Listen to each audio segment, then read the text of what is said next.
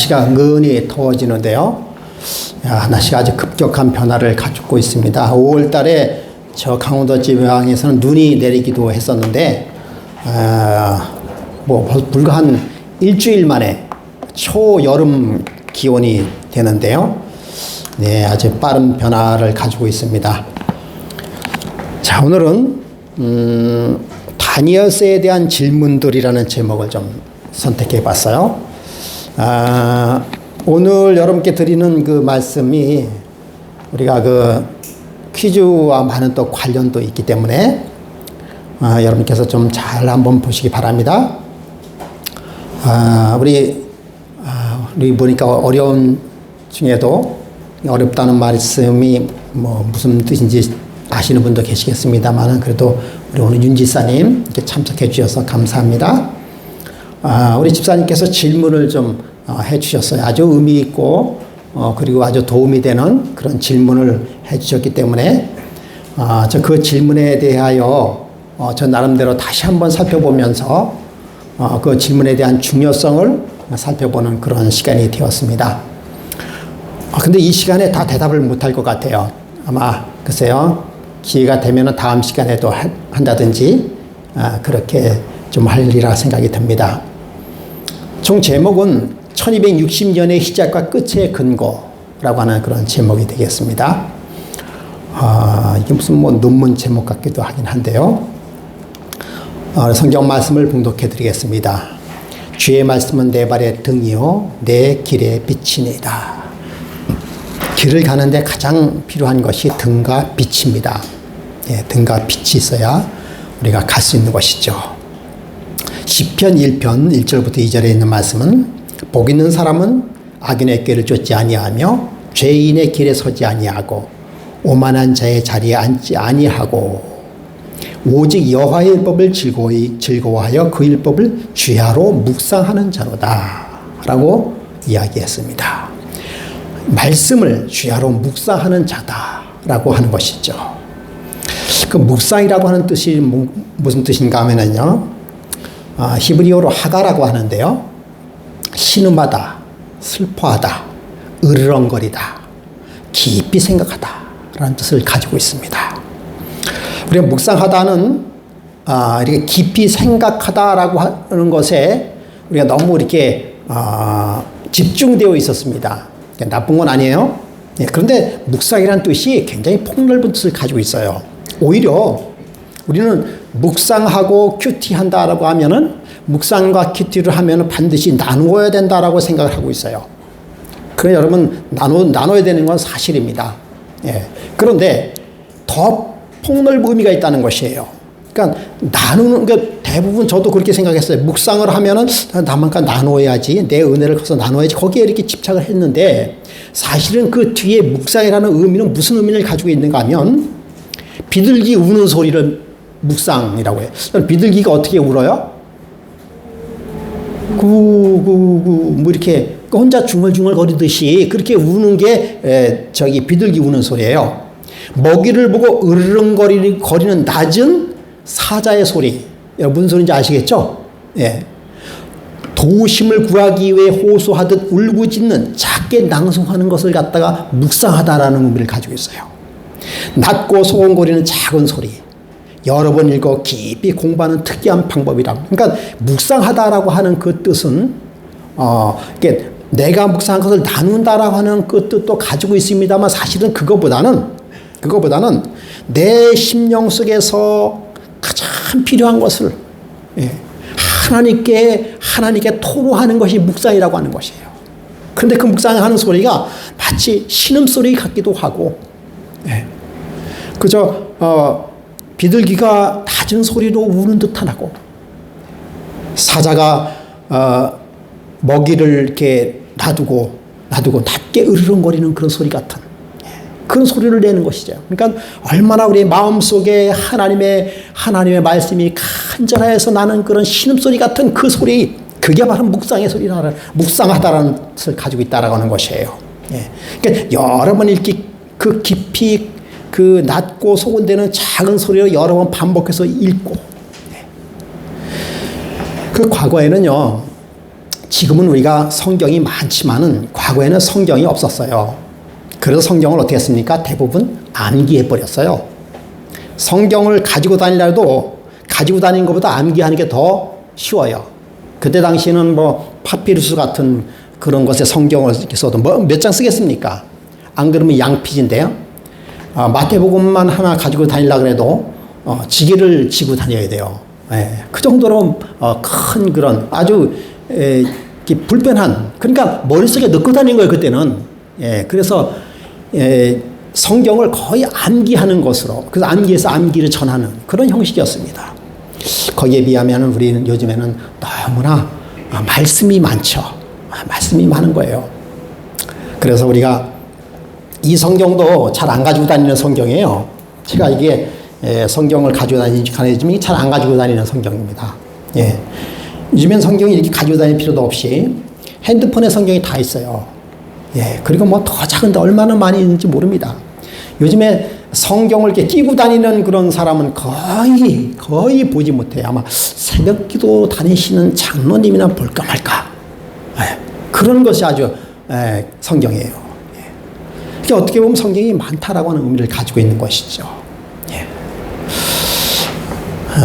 그럼에도 불구하고 우리가 성경 말씀을 깊이 연구하는 것은 매우 중요합니다.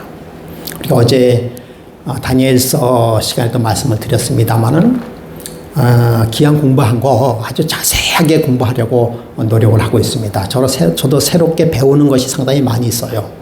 예. 그래서 아마 퀴즈 대회를 5월달, 6월달로 넘어갈 수 있는 가능성도 있다라고 말씀을 좀 드리고 싶고요. 예, 오늘 저희 문제집도 새롭게 가져왔습니다. 여러분 가져가시고요.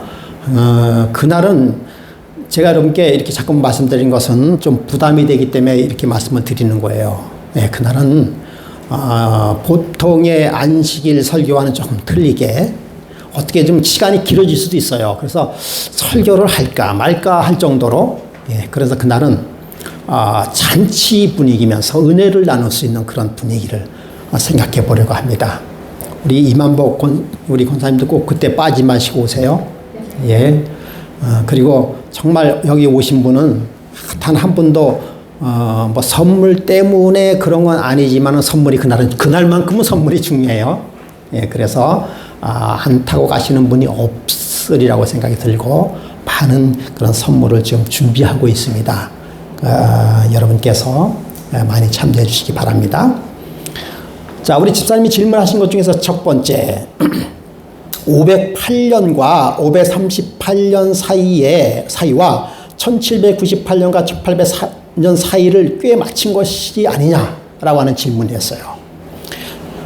사실 이러한 질문을 갖지 않고 그냥 넘어가는 것은 그렇게 썩 바람직하지 않습니다. 사실은요. 예. 그래서 이러한 생각을 갖는 것은 대단히 중요하고요. 또 우리가 한번 점검해 볼 필요가 있는 것이에요. 그와 동시에 이러한 중요한 사건에 대하여 우리가 모르고 있다고 하는 것도 사실은 안 되는 일이죠. 예. 그래서 이게 대단히 중요한 것이기 때문에 오늘 이 시간에 한번 연구를 해보려고 합니다. 여러분 538년과 1798년은 성경에 무엇과 연관이 되어 있는 것이죠? 네?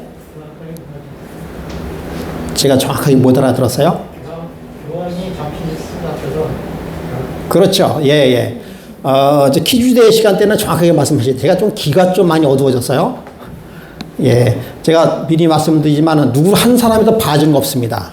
우리 집사람이라도 뭐 저 봐주는 거 없어요. 그날은 오직 저와 여러분 간의 대결이에요. 봐준 사람 한 사람 없습니다. 예. 조금 아까 나오겠습니다. 538년과 1798년은 1798년은 1260년 기간에 관한 것입니다. 아시겠어요? 그 다음에 1844년은 무엇과 관련이 있습니까? 2300주야와 관련이 있는 거예요. 그러면서도 다 관련이 있어요. 아시겠어요? 근데 오늘은 1844년에 대한 이야기를 오늘 시간 관계상 다 못하고요. 글쎄요, 이것도 다 못할 것 같아요. 538년과 1798년과의 그러니까 538년에 왜 538년이냐 이거예요. 우리 질문의 요지는 그겁니다. 왜 538년이고 왜 1798년이냐 이거죠. 거기에 대한 확실한 근거를 우리가 알아야 된다라고 하는 것입니다. 예. 우리 집사님께서는 508년에 클로비스가 로마 교회로 전향하여 멸망하게 할 가증한 것을 세우는 것이 아닌 것이나 다름이 없다.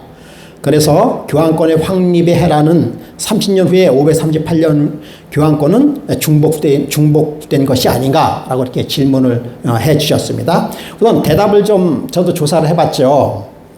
대답을 드리고 싶은 것은 클로비스는 프랑크의 이제 나중에 왕이 됩니다. 그래서 이 클로비스가 아다나시우스파로 개종하게 돼요.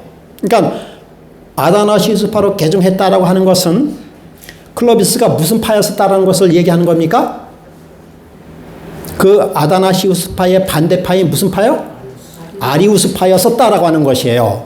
그래서 개종함으로부터 천주교, 그러니까 이때는 천주교가 아니고 로마 로마 교회에 큰 힘을 줬다라고 하는 것입니다. 그래서 천주교의 발전에 기여했다라고 하는 것이에요. 매우 큰 일이지만 그것만으로는 부족한 점이 있다고 하는 것입니다. 그보다 더 중요한 것이 있다라고 하는 것이에요. 그래서 공식적인 로마 제국의 후계자는 되지 못했어요. 그래서 클로비스가 그렇게 개종하고 한 508년이 그 1260년의 시작점은 되지는 못한다. 중요한 것은 있겠지만, 예. 그렇다면 1260년의 시작의 근거는 도대체 무엇이냐? 라고 하는 것이에요. 이게 대단히 중요한 것입니다. 그래서 538년의 역사적인 근거와 1260년의 시작인 역사의 근거가 과연 무엇인가를 살펴보도록 하겠습니다. 자, 여기 빅토르 1세, 여러분 이것은 이렇게 빅토르 1세라고 하는 것은 황제입니다. 황제. 이제 황제 이렇게 진행 과정이에요. 이걸 자세히 설명하면은 시간이 좀 많이 가기 때문에 다 이제 빅토르 1세는요, 동방교회 부활절을 일요일로 정하려고 명령하였으나 거절을 당하고 출결한 사람이 빅토르 1세예요. 그 다음에 율리우스 1세는 343년에 카르디카 종교회의에서 로마의 감독이 서로 분쟁하는 그런 다른 감독과의 재판의 권한을 부여했어요. 그러니까 그 감독끼리 서로 분쟁할 때 감독의 권한을 더 이렇게 준 사람이 바로 율리우스 1세고요. 이노센트 1세는 로마 교회의 감독은 세상의 감독이라고 개념을 부활시킨 그런 황제고요. 식스터스 3세는 자신은 하나님으로부터 모든 교회를 보살피도록 임명되었다라고 주장하고 있어요. 그 다음에, 여기서 지금 이분들이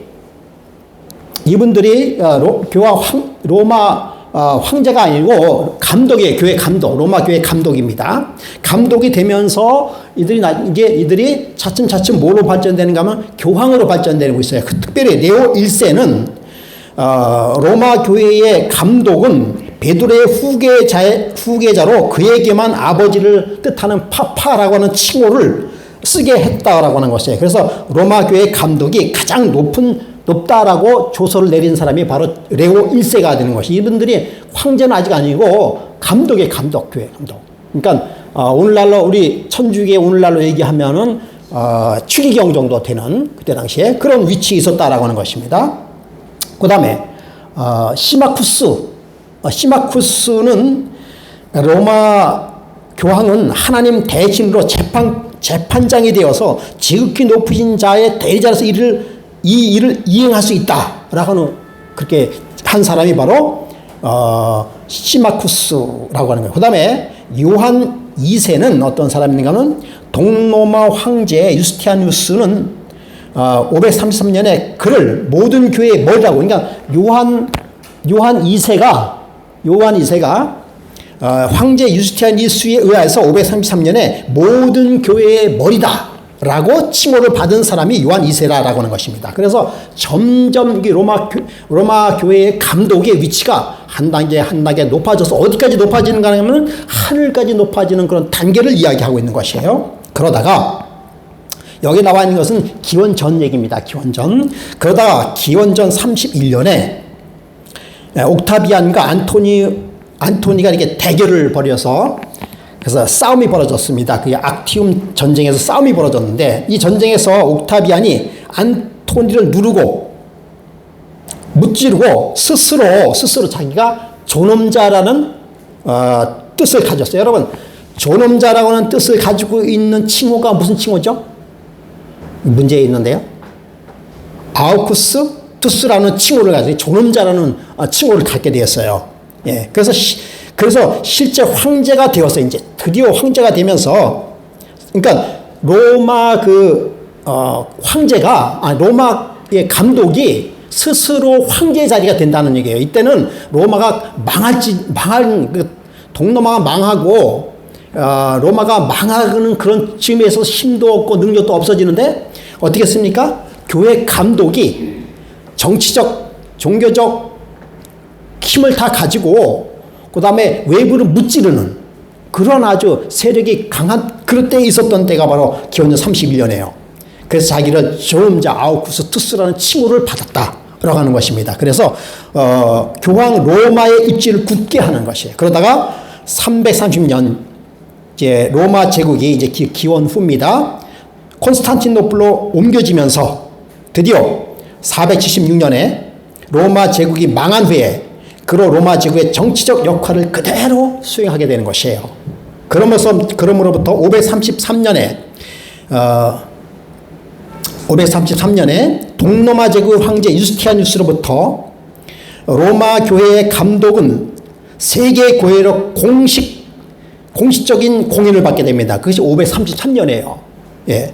그러다가 538년에 로마 제국의 공식적인 후계자가 됐어요. 이제 법적으로 로마 제국의 공식적인 후계자가 되는 거예요. 로마 교황이 538년에. 그래서 정치적, 종교적 모든 권한을 갖게 되는 것이 공식적인 후계자로 오른 것이 538년이라고 하는 것입니다. 여러분, 대통령이 당선이 됐다 하더라도요, 공식적인 일할 수 있는 그 기간이 있잖아요. 예. 그 공식적인 그 기간이 있어야 되는 것이에요. 예. 그렇게 공식적인 기간이 있는 것이 바로 538년이라고 하는 것입니다. 예. 그래서 538년에 완전히 교황권이 로마 제국의 공식적인 후계자로서 공포해서 누구라도 로마 제국의 후계자로 인정하는 것이 538년이다라고 하는 것입니다. 이것이 성서적인 것이고요. 그 다음에 538년에 예언적인 근거가 있어요. 예언적인 근거가 있습니다. 그 예언적인 근거가 뭔가 하면 바로 다니엘서 7장 8절에 나와 있는 예언적인 근거예요. 뿔 중에 이 뿔 중에 뿔이 몇 개가 있었습니까? 여기 다니엘서 보면은 뿔이 몇 개요? 예, 10뿔 중에, 그죠? 그 셋이 그 앞에서 뿌리까지 뽑혔으며 라고 이야기하고 있어요. 그러니까 10뿔이 있는데 그 중에서 뿔 셋이 그 앞에서 뿌리까지 뽑혔다라고 하는 것입니다. 여러분, 이 예언이 이루기 전에 몇 년 전에? 1000년 전에 이미 예언해 놨던 거예요. 여러분, 기가 막힌 일이에요, 이거는. 이때 당시 이 일이 이루어지는 배경을 얘기하는 것입니다. 아까도 말씀을 드렸습니다만은, 점차적으로 로마의 교회의 감독이 세력을 얻으면서 그 중에서 아주 유능한 로마 교회의 감독 두 분이 있었습니다. 그 두 분의 이름이 뭘까요? 여기 나와 있는 것처럼 아리우스 장로와 무슨 장로요? 아다나시우스 장로, 두 분의 장로님이 계셨어요. 그런데 이 두 분의 장로님이 아주 막강한 그런 영적인 권력을 가지고 또 그런 사회적인 권한도 가지고 있었습니다. 그런데 두 장로님이 생각이 달라요. 한 장로님인 아다나시우스 장로는 무엇을 주장했다? 예, 삼위일체를 주장했어요. 그러니까 그래서 삼위일체, 아다나시우스가 주장하는 삼위일체를 따르는 사람을 아다나시우스파 혹은 아다나시우스 주의라고 얘기하고 있어요. 그 다음에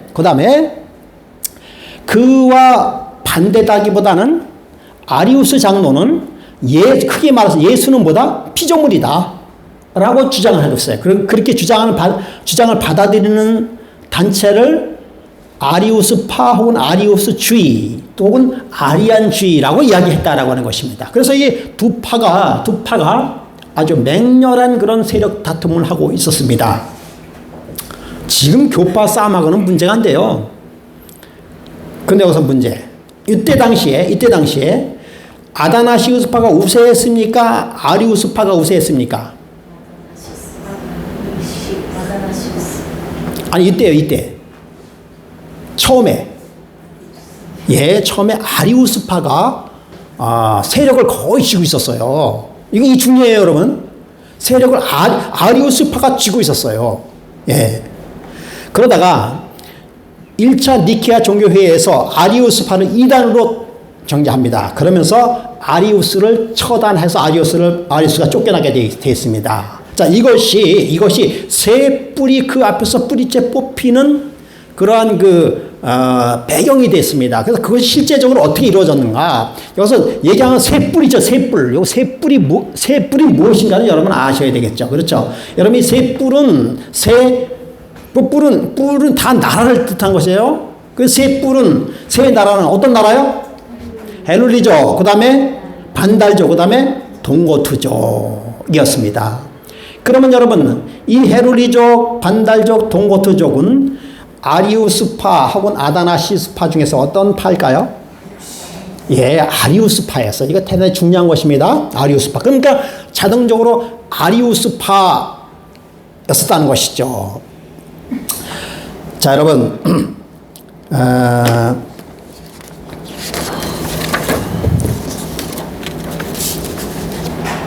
처음에 이제 헤르리족의 멸망에 대해서 좀 설명을 해드리겠습니다. 여러분, 로마가 멸망했던 근거는 뭔가 하면 게르만 민족의 대이동이었었잖아요. 그렇죠? 그래서 게르만 민족이 아주 서서히 이렇게 이동하여서 살아가면서 그들의 세력이 어떻게 됐습니까? 커지는 거예요. 커지니까 로마인들은 사실은 전쟁을 하지 않고 로마인들은 다 지도층이잖아요. 지도층이고 양반층이기 때문에 뭐 총칼 가지고 안 싸우고 싸우면 누가 하는 것이에요? 그 포로 된 종들이 싸움하지 로마인들은 싸움하지 않아요. 그런데 그들이 점점 이동을 해야 하면 세력이 커지니까 이 로마의 지도자들은 정치만 하고 그저 먹고 노는 게 일이에요. 그리고 뭐 하는 것입니까? 그냥 예술하고 음악하고 시 쓰고 생각하고 그러니까 그들은 문화를 발달시키고 노는 문화를 발달시켰지 전쟁하는 건 잘 관심이 없어요. 종들이 다 하니까 그들을 부려서 했는데 세월이 지나니까 그들의 세력이 커지면서 서서히 그들이 한 세력을 갖게 되는데 그 중에서 세력을 가졌던 한 장군인데 그 장군이 바로 오토 아케르 장군이었어요. 근데 이 오토 아케르 장군이 이제 반란을 일으키면서 자기의 세력을 갖게 되면서 로마가 결정적으로 멸망하게 되는 그런 역할을 했던 바는 이 오토 아케르 장군이었습니다. 그런데 이 오토 아케르 장군이 무슨 족이었을까요? 바로 헤르리족이었습니다. 헤르리족이었어요. 그럼 헤르리족이었으면 이가 무슨 파예요? 아리우스 파였었죠. 예. 그래가지고 로마의 마지막 황제에 있던 소년 로물루스 아우구스투스를 폐위시키고 자신이 왕으로 되게 합니다. 예. 그렇게 되면서 로마가 아리안주의, 아리우스주의로 이렇게 점령이 되어가고 있어요. 예. 이렇게 되다 보니까 로마가 다 아리우스주의로 다 이렇게 점령이 되니까 원래 로마인들이 위기를 많이 느끼고 있잖아요. 예. 그러다가 그렇게 위협을 당하자 데오드릭이라고 하는 아주 유능한 인물을 살짝 얘기해가지고 그에게 힘을 줬습니다. 그래서 당신 가서 그 오토 아케르 장군을 쳐부시라고. 예. 그래가지고 493년에 드디어 오토 아케르를 항복시키고 그를 죽여버렸습니다. 예. 그래가지고 그를 죽이면서 이 헤르리족이 493년에 완전히 망하게 됐어요. 참 여러분 이상해요. 이상해요?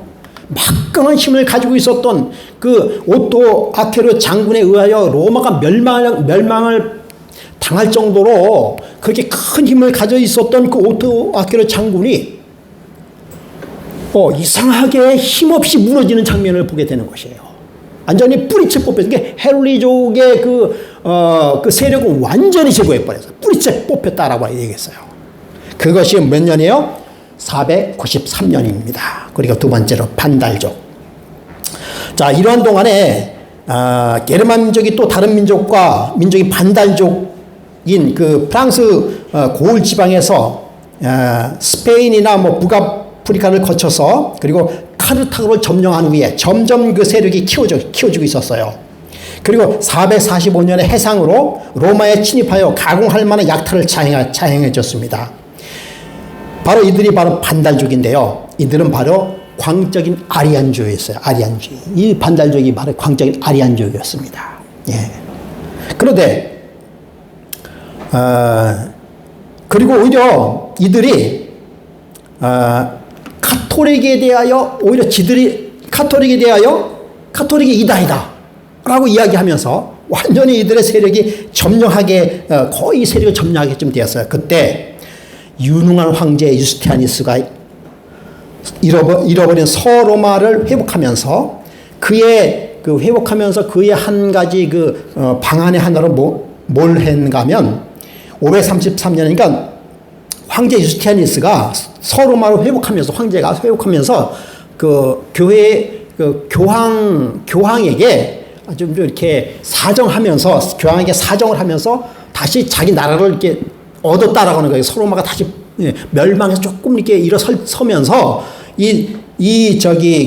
황제 유스티아니스가 뭐라고 했는가 하면 로마 교회가 533년 로마 교회는 전 세계의 머리입니다라고 아까 얘기했던 거죠. 전 세계의 머리입니다라고 이렇게 살짝 치켜 올려줬어요. 그렇게 하면서 서로마가 이렇게 힘을 얻게 되었다라고 하는 것입니다. 예. 그렇게 하면서 그때 당시에 아주 명장 벨리사리우스를 파견해서 반로마 교회의 세력이 있던 반달족을 치게 했습니다. 이 반달족을 칠 수 있는 그런 정말 힘이 없었어요. 그런데도 이 벨리사리우스라고 하는 장군을 파견해 나중에 황제가 될 거예요 아마. 치게 했어요. 그런데 그것이 먹혀 들어갔습니다. 그래가지고 534년에 반달족이 그렇게 힘이 있었던 반달족이 또 멸망하게 되는 것이에요. 예, 완전히 뿌리채 뽑혔습니다. 예. 그래가지고 이제 세력이 이제 막강하게 서서히 로마 교황의 세력이 점점 크게 되었다라고 하는 것이에요. 그러다가 마침내 벨리사리우스 장군이 534년에 이탈리아를 다스리는 동고트 족과 전쟁을 벌이게 합니다. 전쟁을 벌입니다. 그래서 536년 12월 9일에 로마로 개선하여 벨리사리우스 장군 황제로 등극하게 돼요. 예.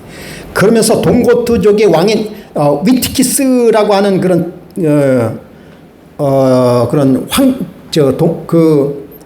한만 왕이죠, 왕. 동고트족의 왕이 15만 대군을 이끌고 그러니까 여러분 동고트족의 15만 대군 15만이면 그때 당시 엄청난 그런 대군이었잖아요. 지금도 15만원 군인 15만원 대단한 건 그때 당시 15만원이면 얼마예요? 엄청난 거예요. 엄청나. 그런 군인의 세력을 가지고 동고트족이 그 벨리사리우스 장군이 있는 데를 포위하게 됩니다. 1년을 포위해요. 1년을. 네. 그런데 이상하게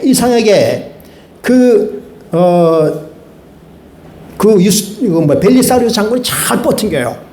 그러면서 1년이 지난 다음에 이 반달족이 15만이 이제 모두 떨어져 군량비도 떨어지고 뭐 이렇게 막 지칠 그런 즈음에 그때 당시에 538년 그때 538년에요.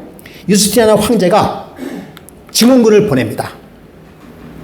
그래가지고 반달족이 성을 쌓고 있었을 때 증원군을 보내면서 이미 1년 정도 지나니까 그들이 다 약해졌을 거예요.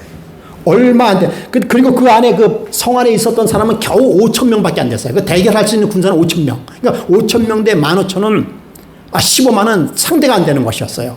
그 1년간 그렇게 버틴기다가 유스티니아 황제가 증언글을 보내면서 그 동고트의 라벤나에서 완전히 그냥 다 그 15만을 완전히 무찌러 버리는 것이에요. 그래서 그날 3월 중순에 막대한 피해를 입고 이 동고트족이 물러나게 되는데, 말이 15만이죠. 중간에 그때 도망가다가 그 많은 병력이 죽고 도망가다가 그때 당시에 티베르 강이 있었는데 그 강을 건너다가 많은 그 군사들이 빠져 죽고, 그러다가 드디어 538년 3월에 완전히 패해져서 동고트족이 완전히 없어져 버렸어요. 그것이 538년입니다. 그러니까 여러분, 이 538년에 헤르리족, 반달족, 동고트족, 즉 아리안주의족이 완전히 뭐 했습니까? 뿌리째 뽑혀버렸어요. 그래서 이제 아리안주의가 없어져 버렸습니다. 예. 그러면서 아다나시우스 주의를 가지고 있었던 천주교는 아다나시우스파예요. 예. 삼일체를 주장합니다. 그러니까 완전한 세력을 얻게 되는 것입니다. 그렇게 하면서 뭘 얻게 되는가 하면 이제 로마 교황으로서의 세계적인 그런 지위가 올라가는 것이 바로 538년이에요. 동고트족이 538년에 망함으로 인해서. 자, 이것은 뭘 이렇게 하는 것인가 하면 역사적으로 예언적으로 538년은 그 어떤 세력도 교황권에 도전할 세력이 없었다. 538년부터라고 하는 것이에요. 그러므로 1260년 기간이 뭡니까? 1260년 기간은 뭐예요? 뭐 하는 기간입니까? 그 기간 안에 천주교회가 강성한 기간이 1260년이에요. 한때와 두때 반때 1260년 그 기간인 것이에요. 예. 조금 이따 나올 거겠습니다만은. 예. 그러니까 그 기간의 시작은 538년이 역사적으로 예언적으로 딱 들어맞는 것이 538년입니다. 예. 그러므로 538년이 1260년의 시작임이 분명한 거예요. 더 이상 더 중요한 그런 정확한 날짜가 없어요. 역사적으로도 그렇고 예언적으로도 그렇다라고 하는 것이 이미 1000년 전의 예언이 그대로 이루어지는 것입니다. 예. 그렇다면 1260년이 끝나는 그 기간에는 무슨 일이 벌어졌는가 라고 하는 것이에요. 그러니까 1260년과 프랑스 혁명과의 관계를 한번 살펴보겠다라고 하는 것입니다. 자, 1260년의 성서적 근거, 아까도 말씀드렸죠. 1260년의 성서적 근거는 한때와 두때와 반때, 즉 몇 년 반이요? 3년 반. 계시록 12장 14절에 그 여자가 그 독수리의 두 날개를 받아 광야 자기곳으로 날아가 거기서 그 뱀의 낯을 피하여 한때와 두때와 반때를 양육받으매라고 나와요. 여기서는 뭐라고 하면 한때와 두때와 반때는 뱀의 낯을 피하여 누가? 그 여자는 교회를 뜻하는 것입니다. 교회가 양육을 받는다라고 이야기하고 있어요. 네, 그래서 제가 지난번에도 말씀을 드렸습니다만은 종교 암흑시대, 1260년은 역사에서 나오는 기간입니다. 종교 암흑시대로 나와 있어요.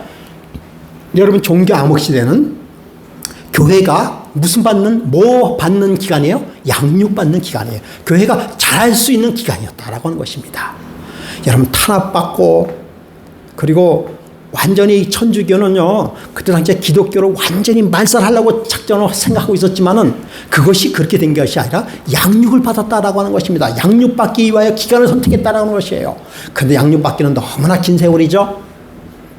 그 다음에 그 1260, 한때와 두때 반때를 성경에서는 무슨 달로? 42달로 얘기하고 있습니다. 계시록 11장 2절에 성전 바깥 마당을 측량하지 말고 그냥 두어라. 이것은 이방인에게 주었은즉 그들이 거룩한 성을 42달 동안 짓밟으리라 라고 이야기하고 있어요. 그러니까 42달 동안에 짓밟겠다. 그러니까 누가 짓밟았다는 것이에요? 1260년 동안에 천주교의 세력에 의하여 짓밟겠다라고 이야기하고 있습니다. 그것이 42달이에요. 계시록 13장 5절에는 또 짐승이 과장되고 신성 모독을 말하는 입을 받고 또 42달 동안 일할 권세를 받았다. 그러니까 1260년은 그 짐승이 일할 권세를 받는 것이 1260년 기간 동안이에요. 성경은 분명하게 얘기합니다. 성경의 그 분명한 것이 이 예언은 언제 이루어진 예언인지 아십니까? 계시록 언제 써졌어요? 계시록이 써진 것은 AD 100년경에 써졌습니다. 지금으로부터 지금 1년인가요? 지금으로 AD 100년이면 1921년 전에 쓰여진 책이에요. 예. 그것이 1798년이니까 약 1600년 전에 그 일이 이루어지기 1600년 전에 예언한 글입니다. 이것이. 예. 여러분 예언가는 역사가는 지나간 역사를 쓰지만 성경은 앞으로 있을 예언을 말해주는 것입니다. 여러분 성경 연구가 얼마나 확실한지, 여러분 성경 연구를 확실하게 안다고 하는 것은 확실한 연대를 아는 것이, 확실하게 아는 것 중에 하나예요. 여러분 제가 말씀드렸습니다마는 다니엘서에서만 거의 이렇게 연대수를 이야기하지, 단서는 거의 이야기하지 않습니다. 물론 학자들은 이야기하고 있죠. 그걸 즐기는 사람도 있습니다만, 그러나 우리가 그것도 그렇게까지는 알 필요 없어요. 그러나 다니엘서를 연구하면서 계시록에서도 거의 하지 않지만 이때만큼은 좀 연도수를 따지고 있어요. 이때만큼은 우리가 확실하게 한번 이렇게 짚어보는 것 좋습니다. 짚어보는 것 좋습니다. 그 다음에 1260일의 근거는 계시록 12장 6절에 그 여자가 광야로 도망하여 거기서 1260일 동안 그를 양육하기 위하여 하나님께 예비한 곳에 있더라 라고 하는 것입니다. 그래서 1260일, 그러니까 61이지만 우리 예언상 1년은 1일은 1년이다 해서 1260년으로 계산하는 것이에요. 여러분 프랑스 혁명이 언제 일어났는지 아십니까? 프랑스 혁명이 1789년에 일어났어요. 1798년에 일어나서 1799년에 끝났습니다. 프랑스 혁명의 시작이. 프랑스 혁명이 왜 일어났는가 하면은 종교 때문에 일어났어요. 더 정확하게 얘기하면 천주교 때문에 일어난 것입니다. 천주교가 탄압하고 막 그렇게 하니까 도저히 못 견디겠다라고 해서 일어난 것이 프랑스 혁명이. 프랑스 혁명의 근거가 뭐 여러 가지 있겠습니다만은 결정적인 근거는 뭔가 하면 종교 탄압과 천주교의 그 모든 것 때문에 일어난 것이 프랑스 혁명인 것이에요. 1789년에 일어났습니다. 그래서 1799년에 프랑스 혁명이 끝났어요. 이렇게 1798년에 끝날 수 있었던 이유가 뭔가 하면 1798년의 사건 때문에 그렇습니다. 그렇다면 1798년에 무슨 일이 일어났으며 그 근거는 무엇인가를 살펴봐야 되지 않겠습니까? 1798년에 무슨 일이 벌어졌나? 아주 굉장히 중요한, 이거는 역사입니다. 역사예요. 여러분 교황권의 세력에서 크게 두 가지 세력이 있다고 얘기했어요. 무엇과 무엇입니까? 공부하신 분은 나와야 될 텐데. 십자군과 또 뭐예요? 예수회. 여러분 교황의 그 세력을 세계화시키는데 아주 기여한 두 세력이 십자군과 예수회예요. 그런데 교황권의 세력이 약화되는 원인도 십자군과 예수회 때문에 그런 거예요. 여러분 여러분 그 역사에서 이렇게 바라보면은 아주 이들의 행한 일이 참 가당치도 않은 일인지 여러분 다 알죠? 바돌로메의 대학살 사건 등등 뭐 이런 것들은 다 십자군 때문에 그런 것입니다. 특별히 이 십자군은 그 교황권의 세력을 아주 이렇게 직설적으로 이렇게 나타내려고 시작된 것이 십자군이었었고요. 예수회는 어떻게 해서 만들어진 줄 아십니까? 예수회는 마르틴 루터가 종교 개혁을 일으키면서 종교 개혁의 무리가 막 이제 세계적으로 휩쓰고 갈 때, 야, 이거 이렇게 놔둬서는 우리가 망하겠다 생각해가지고 종교 개혁을 반대하면서 짓누르기 위하여 탄생된 회가 예수회예요. 그래서 근데 나중에 이 예수회가 얼마나 그 아주 정말 한마디로 악한 일들을 너무나 많이 하는지 각 그 천주교를 따르던 각 나라에 있었던 그 교단들이 다 이 예수회를 다 배척하게 되었습니다. 그러면서 천주교가 약화되는 그런 결정적인 계기가 되는 것입니다. 그 다음에 십자군이 얼마나 사실은 말이 십자군이지 그냥 군인들 아니에요. 그들이 뭐 하나님의 기별을 정확히 압니까? 그냥 막 그냥 물 뿌리듯 이렇게 해가지고 십자군을 만들어서 전쟁을 벌이도록 하니까 그들의 얼마나 그 행동이 악한 행동을 많이 했겠어요. 그러니까 십자군 하면 막 진절머리가 나고요. 예수의 하면은 막 진절머리가 나는 것이에요. 그러면서 각 나라에서 천주교를 두둔하였던 각 나라에서 예수교를 퇴출하게 됩니다. 그러다가 예수회를 뭐 하게 되는가 하면 도저히 견디다 못해서 예수회를 폐지시킵니다. 그러면서 급격하게 약화되는 것이었어요. 그래가지고 1798년에 이제 예수회가 잠시 없어졌습니다. 예. 그렇게 약화되면서 이제 군중의 소리가 점차 소리가 커지면서 프랑스 혁명이 일어나기 시작한 거예요. 예. 이때 당시에 프랑스 혁명의 그 혁명군 중에서 누구예요? 나폴레옹 장군이었습니다. 네. 그리고 혁명 장군이었던 이 버티어 장군이 있어요. 혁명 장군이. 버티어 장군이 교황 피오 6세를 잡아옵니다. 바티칸에 가가지고 교황 피오 6세를 갖다 멱살을 잡고 끄집어오면 내려와요. 근데 힘이 없어서 이미. 예. 그런 다음에 옥에 가둬버려요. 옥에 가두면서 좋게 이렇게 옥에 가둔 것이 아니라 완전히 그동안에 그 로마 그 정치에 대해서 아주 환멸을 느꼈던 사람들이 교황을 그냥 막 정확히 나오진 않았지만 아마 팼는가 봐요. 그러다가 1년을 못 견디고 1799년에 죽게 됩니다. 그래서 로마 교황이 1798년에 강금하면서부터 로마 교황의 세력이 완전히 끝나게 됐어요. 그 해가 어떻게 됐다? 1798년이다라고 하는 것입니다. 정확하게 말 떨어지는 거예요. 예. 그러면서 그 전에 나폴레옹이 프랑스의 혁명 정부에서 황제로 딱 등극합니다. 황제로 등극하면서 여러분 보통 황제가 등극을 하면은 누가 왕관을 씌워준가 하면은 전에는 교황이 씌워줬어요. 교황이. 근데 나폴레옹은 어떻게 했어요? 교황이 씌워주는 거 딱 거부해버렸어요. 너 이제 아무것도 아니다. 딱 교황을 놓고 완전 무시해버린 황제가. 예. 그전에는 황제가 교황 앞에 무릎을 꿇고, 그 아비뇽 뉴스 사건이 그거죠. 무릎을 꿇고 벌벌 기었습니다. 교황한테. 황제가. 근데 서서히 프랑스 혁명이 일어나면서 이렇게 뒤바뀌기 시작하면서 나폴레옹이 일어나면서 황제를 완전히 교황을 완전히 짓누르는 거예요. 그래서 왕관을 스스로 썼나 아니면 누구한테 받았나 하여튼 교황한테 안 받았어요. 예. 그러면서 이제 나폴레옹이 버티어 장군을 시켜서 교황을 잡아오도록 해서 교황의 완전의 세력이 끝나는 것이 1798년이에요. 1789년이에요. 예. 이때 완전히 무너진 것입니다. 그러므로 1260년의 기간이 끝나는 해가 언제다? 1798년이다라고 하는 것입니다. 정확하게.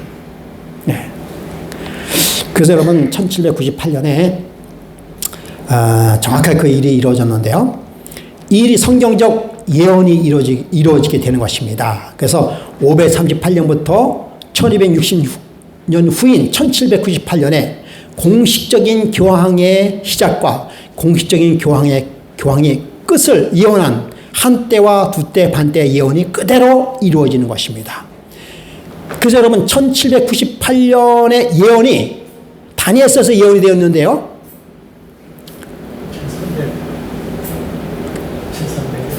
예? 아니요. 자, 여러분 여기 2700년 전에 1798년에 예언이 거의 2700여 년 전에 예언이 이루어졌다. 제가 이거 조금 착각했을 수도 있어요. 아까 얘기한 것처럼 한때 두때 반때는 거기 다니엘서에는 안 나와 있어요. 그렇죠? 한때는 이게 계시록에 나와 있습니다. 그래서 계시록에 의하면 약 한 그 예언이 1600년 전, 이게 2700여 년 전이 아니라 1600년 전에 예언이 이루어졌다라고 하는 것입니다. 아까 제가 말씀드린 거예요. 예. 그래서 여러분 성경의 예언이 정확하게 이루어졌다는 사실. 그래서 538년에서부터 1798년에까지 1260년의 기간의 예언이 정확하게 이루어졌다는 사실을 여러분 역사가 증명을 하고 성경상 예언이 증명하고 있다는 사실을 여러분 꼭 기억하시기 바랍니다. 두 번째, 아주 중요한 것인데요.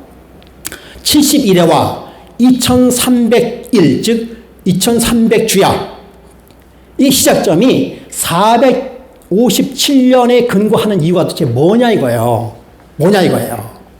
그것의 근거는 다니엘 9장 25절에 그러면 너희는 깨달아 알지니라 예루살렘 중건하는 영이 날 때부터 라고 하는 이 성경 구절을 근거로 하고 있습니다. 그런데 요거 하나만 가지고서 또 되겠지만 우리는 몇 가지의 근거를 가지고 있다고요? 지난번에 배웠죠? 열 몇 가지요? 12가지. 그러니까 71회와 2300주의 시작점이 457년이 될 수 있는 근거에 12가지의 근거를 우리가 가지고 있다라고 하는 것입니다. 가장 중요한 것이 뭔가 하면 성경에 나와 있는 것처럼 예루살렘 중건하는 영이 날 때부터라고 하는 것입니다. 여러분, 이 말씀은 다음 주에 말씀을 좀 드리도록 하겠습니다. 마태복음 25장은 10처녀의 비유입니다. 슬기로운 5처녀와 미련한 5처녀의 이야기죠. 우리가 이 점에 대해서 잘 살펴봤는데요. 그들은 뭘 가지고 있었다? 등을 가지고 있었다라고 하는 것입니다. 여러분, 등을 가지고 있었다라고 하는 것은 뭔가 하면 말씀의 삶을 살고 있다라고 하는 것입니다. 말씀을 근본으로 사는 삶의 형태를 갖다가 등을 가지고 있다라고 하는 것입니다. 누가 가지고 있었다고요? 슬기로운 처녀도 그렇고 미련한 처녀도 다 그렇게 가지고 있다라고 하는 것이에요. 등이 없는 것은요, 이 마태복음 25장까지도 오지도 못해요. 네. 말씀을 가지고 있다. 여러분, 우리 말씀 가지고 있습니까? 예, 우리 말씀을 가지고 있습니다.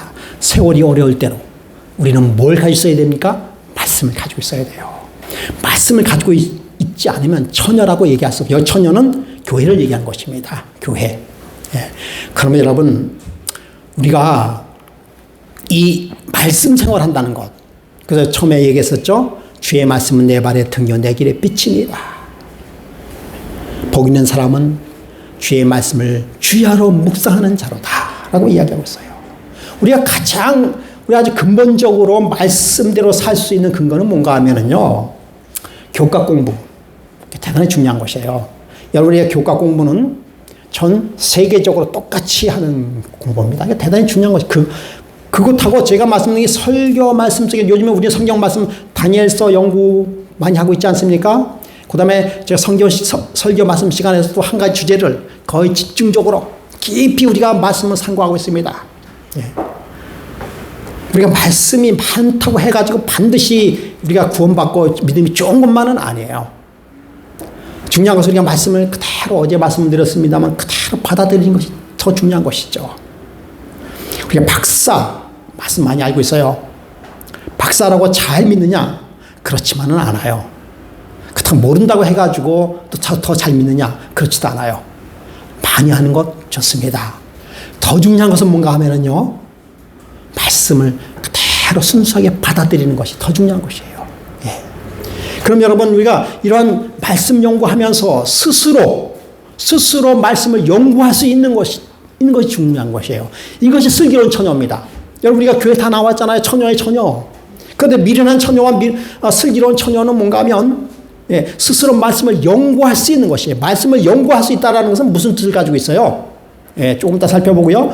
하박국서 2장 2절에 보면은 여호와께서 내게 이르시되 너는 이 묵시를 기록하여 판에 명백히 새기며 달려가면서도 읽을 수 있게 하라라고 이야기했어요. 여러분, 성경을 얼마나 열심히 연구해야 되는지를 이야기하는 하박국서의 이야기입니다. 이 묵시를 기록하여 판에 명백히 새기되 달려가면서도 읽을 수 있게 하라. 거의 암기하라는 것입니다. 이 정도로 성경을 깊이 뭐 하라는 것입니까? 묵상하고 암기하고 보고하라고 하는 것입니다. 예. 또 이야기를 한번 해야 되겠죠. 우리 장모님 올해 89세시죠. 그래도 요즘에 말씀을 읽으시면서 아주 말씀이 그렇게 은혜스럽다라고 막 이야기하세요. 정말 많은 지식을 가지고 있는 것이 아니라 단순한 말씀을 그대로 섭렵하고 성경을 그냥 뜨문뜨문 있는 것이 아니라 아주 착실하게 아주 성실하게 성경을 읽어나가요. 단 하나도 빠지지 않고 다 읽어나가면서 제가 알기로는 그렇게 한 것이 이번에 4번째인가요? 그렇게 알고 있는데요. 예. 그럼 성경이 요즘에 가면 갈수록 재미나다라고 말씀하고 있어요. 그 제가 하는 말씀이 그냥 들은 듯한 그런 말씀이다라고 이야기하고 있습니다. 이 나이가 힘든 건 사실이지만 자칫 핑계일 수도 있어요. 저도 그 나이가 돼봐야 알겠습니다만은, 예. 그러나 여러분, 습관적으로 말씀을 보는 것 대단히 중요합니다. 그래서 미련한 처녀와 슬기로운 처녀는 뭔가 하면 성령 없는 믿음만 가지고 있는 것은 미련한 처녀입니다. 등만 가지고 있고요. 예. 사실 등이 없으면 성령을 구할 근거도 없어요. 등을 써야 되는 건 사실이에요. 그러나 등만 가지고 있는 처녀를 미련한 처녀라고 얘기하고 있어요. 등을 가지고 있고 뭘 가지고 있어야 됩니까? 성령이 내재해 주시는 것입니다. 그 다음에 이 비유의 중에서 한 가지는 뭔가 하면요. 기다림이 중요해요. 기다림. 네, 여러분. 저도 어렸을 때 시골 생활했어요. 왜 했는지 아십니까? 예수님 재림 맞이하기 위하여 들어갔어요. 예수님 맞이하기 위하여 들어간 지가 60년이 넘었었는데 근데 아직까지 예수님은 안 오시네요. 예? 그리고는 이제는 예수님의 기다림을 우리 대로 이어서 우리 이제 손자까지 이어서 기다림의 대를 이어야 될 것 같아요. 여러분, 슬기로운 처녀는 잘 기다리는 것입니다. 그래도 여러분, 전 이제 60년 정도 기다렸는데, 노아는 몇 년 동안 기다렸습니까? 120년 동안 120년 동안 기다렸는데, 산 꼭대기에서 배를 지으면서 맨날 헛소리만 하는 거예요. 여러분, 생각해 보세요. 산 꼭대기에다 배를 지어놓고, 여러분, 비 옵니다. 이런 단기에 들어오서 누가 믿겠어요? 네. 120일도 아니고 120년 동안 헛소리만 하고 있는 거예요. 그게 헛소리죠. 내가 봤더라도 헛소리예요. 야, 제가 있어도 거기 들어갔을까? 참 쉽지 않았을 것 같아요. 그 하나님과의 교류가 없으면 절대 들어갈 수 없는 것이 그거예요. 바다에도 저도 좀 들어갈까 말까 하는데, 산꼭대기에다 배를 져놓고 들어오라고 하니까, 예. 그것도 한 1년, 2년 정도 지나면 이루어져야 되는데, 50년이 지나도 까딱 없어요. 100년이 지나도 까딱 없어요. 120년이 지나도 까딱 없어요. 여러분, 그럴지라도 믿으면 슬기로운 처녀는 말씀이 옳다고 한다면 끝까지 뭐 하는 것입니까? 기다리는 거예요. 기다릴 줄 알아야 돼요. 그래서 성도의 인내가 여기 있나니라고 이야기하고 있습니다. 기다림은 감사입니다. 그렇게 기다릴 수 있었던 것은요, 성령을 통하여 말씀을 연구했기 때문에 기다립니다. 여러분, 아까도 말씀드렸습니다만 요즘에 성경은 많지만 성령이 없는 시대입니다. 과거에는 성경을 다 암기했어요. 예. 그래서 우리는 은혜를 나누는 삶으로 살아야 되는 것입니다. 미련한 처녀는요, 믿음을 자기한테 의지하고 형제를 의지했어요. 진리를 깊이 인식하지 못했습니다. 마음속에 은혜의 진리의 역사가 없었습니다. 감정과 느낌으로, 예, 그렇게 살았어요. 근데 여러분, 우리는 구체적인 그런 믿음의 역사가 우리 삶 속에 있어야 되는 것이에요. 철두철미하게 무장되어 있어야 되는 것입니다. 예, 요즘에 우리가 정말, 저도부터 시작해서 우리 과거에는요, 정말 안식교라고 하는 그런 아주 비아냥거리는 소리를 많이 들었는데 요즘에는 거의 그런 걸 듣지 못합니다. 안 들어서 좋긴 합니다만 반대로 우리가 투철한 그런, 교리적인, 말씀적인 그런 것이 없기 때문에 그렇게 되어 있어요. 그리고 즉시 보상받으려는 기복신앙이. 여러분, 때로는 우리가 말씀대로 산다고 해서 반드시 복받지 못할 수도 있습니다. 왜냐하면요, 하나님의 말씀은 이 땅에서만 다 이루어지는 게 아니에요. 이 땅에서도 이루어지만요, 때로는 하늘에서 보상을 받는 일이 있을 수가 있습니다. 왜냐하면 우리는 이 땅에서 뭐라고 얘기하고 있기 때문에요? 나그네라고 얘기하고 있어요.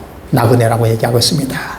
그렇기 때문에 나그네는 그 타향에서 뿌리를 받고 사는 게 아니라 언젠가 내가 돌아가야 될 고향을 바라보면서 짐 싸고 언제든지 짐을 싸고 있는 사람이 나그네의 삶이에요. 혹시 우리는 너무나 지나치게 이 땅에 뿌리를 받고 살고 있지는 않은지 생각해 볼 필요가 있죠. 그리고 우리는 뭡니까? 크고 작은 시련과 실망을 견디지 못하고 있습니다. 그리고는 확실한 진리의 빛이 없어요. 슬기로운 처녀는요, 말씀이 꿀같이 단 사람들입니다. 말씀을 기쁨으로 받아들인 자입니다. 그리고서는 말씀이 전하는 자입니다. 말씀을 전하는 자예요. 여러분, 우리가 문화센터를 하고 있죠? 딘도를 하는 이유는 뭔가 하면, 사실 우리가 기타를 치고, 그 다음에 뭐 그렇게 하는 이유는 우리가 즐기고 하는 것도 있지만, 그걸 통해서 뭐 하는 것이에요? 복음을 전하기 위한 매개체로 사용하기 위하여 그렇게 하는 것입니다. 네. 그걸 잊어버리면 안 돼요. 그걸 잊어버리면 안 됩니다. 모레 이야기해도 좋겠죠. 우리 집사람하고 굉장히 친분이 있었던 무슨 분이 계셨죠? 근데 그분이 요즘에 잘 안 나타나죠. 우리 집사람이 이제 그분과의 관계가 거의 뭐 한 10년 정도 같이 됐었어요. 한 9년 됐나요?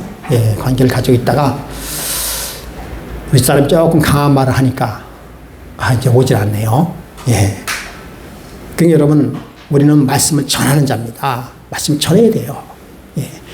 의존하는 믿음, 전적으로 말씀을 의지하는 믿음, 그런 믿음이 오늘날 우리가 필요한 것입니다. 우리 금화연복계 성도 여러분, 말씀을 왜 연구합니까? 다니엘서를 왜 연구합니까? 왜 기주대로 해야만 되는 것입니까? 그 시간에 우리가 여러분께 즐겁고 뭔가 보상을 해주려고 하는 그런 저의 마음도 있지만, 그 뒤에는 우리가 말씀을 정말 연구하면서 우리의 삶 속에 정말 말씀으로 전적이 의지할 수밖에 없는 확실한 근거가 있음을 여러분 보여주고자 하는 그런 의도가 있음을 여러분 기억하시고, 여러분 우리가 흔들림이 없는 그런 믿음을 소유하는 그런 믿음을 가지고 있는 우리 금호연복계 모든 성도가 되기를 간절히 바라면서 이 시간 말씀을 마치겠습니다. 우리 527장